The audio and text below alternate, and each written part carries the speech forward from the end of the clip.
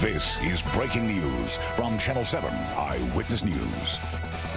New York City will be under a curfew that begins in 3 seconds. Some of the most prominent streets, anything but quiet tonight, with more peaceful protests, but also more looting throughout Manhattan. The curfew going into effect 6 seconds ago and lasting till 5 in the morning. But now, lessons apparently learned. The mayor says the curfew tomorrow night will begin at 8.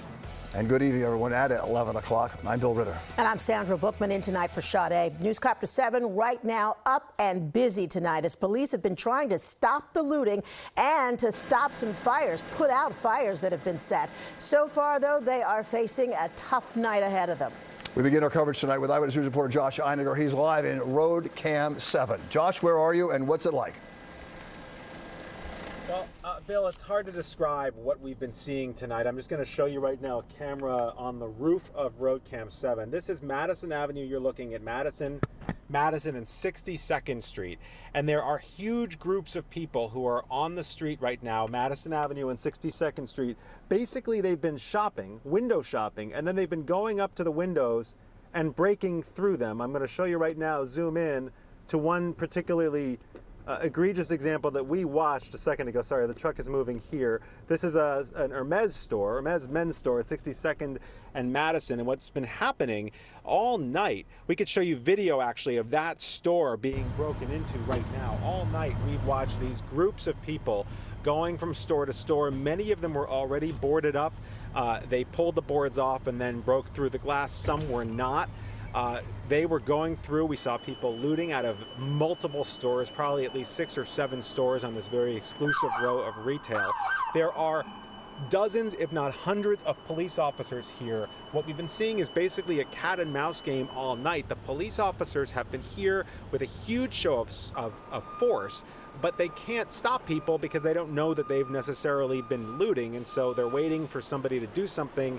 Police move on to the next block and then someone does something. And so that's what we've been seeing basically all night, hundreds of people. And it cannot be said more forcefully, these are not protesters. What's happening here has nothing to do with the ongoing protest movement across the country that has swept the country. Let's show you video of something really quite remarkable that happened that we watched earlier at Washington Square Park. The chief of department of the NYPD, the highest ranking officer, took a knee with protest leaders after they helped along with the police, diffuse a situation in which some people were throwing bottles at cops.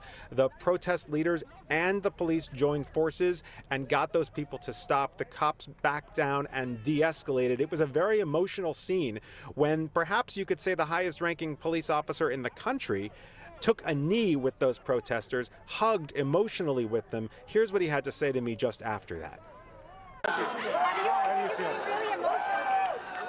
I feel fine, that's right.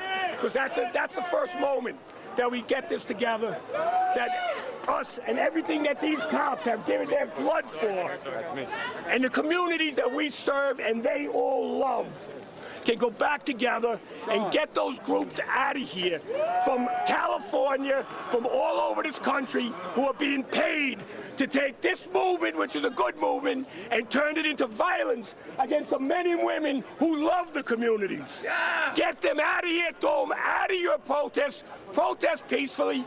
Why would anyone break into a store in your neighborhood? Places that employ the people in this neighborhood. No reason for it. It has to end. Let New York show the country how this is done. And back live, this is how it's being done tonight. Police officers in helmets who are now populating lots of this stretch of Madison Avenue.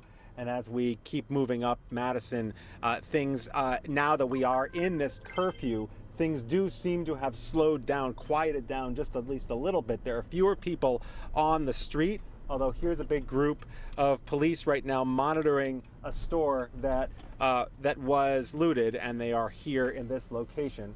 I'll try to get you to, sorry, the truck is moving and I'm moving the camera. This is what we're seeing, pockets of police, and then the next block you'll see pockets of people who are here doing wrong. So we will, of course, continue to monitor this now that the curfew is in effect.